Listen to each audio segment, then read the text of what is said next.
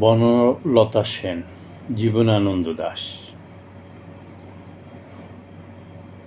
হাজার বছর ধরে আমি পথ হাঁটিতেছি পৃথিবীর পথে।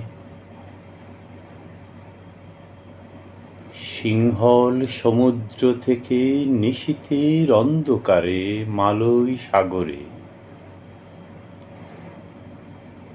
অনেক ঘুরেছি আমি বিবিসার অসুখের ধূসর জগতে। সেখানে ছিলাম আমি আরো দূর অন্ধকারে বিদর্ভ নগরে। আমি ক্লান্ত প্রাণ এক, চারিদিকে জীবনের সমুদ্র সফেন। আমাকে দুদণ্ড শান্তি দিয়েছিল নাটোরের বনলতা সেন। চুল তার কবেকার অন্ধকার বিদিশার নিশা, মুখ তার শ্রাবস্তির কারুকার্য।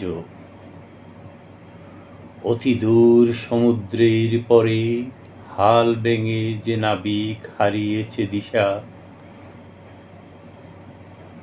সবুজ ঘাসের দেশ যখন সে চোখে দেখে দারুচিনি দ্বীপের ভিতর, তেমনি দেখেছি তারে অন্ধকারে। বলেছে সে এতদিন কোথায় ছিলেন? পাখির নীড়ের মতো চুপ তুলে নাটোরের বনলতা সেন। সমস্ত দিনের শেষে শিশিরের শব্দের মতন সন্ধ্যা আসে। ডানার রুদ্রের গন্ধ মুছে ফেলেছি। পৃথিবীর সব রং নিভে গেলে পাণ্ডুলিপি করে আয়োজন। তখন গল্পের তরে জোনাকির রঙে ঝিলমিল। সব পাখি ঘরে আসে, সব নদী ফুরায় এ জীবনের সব লেনদেন।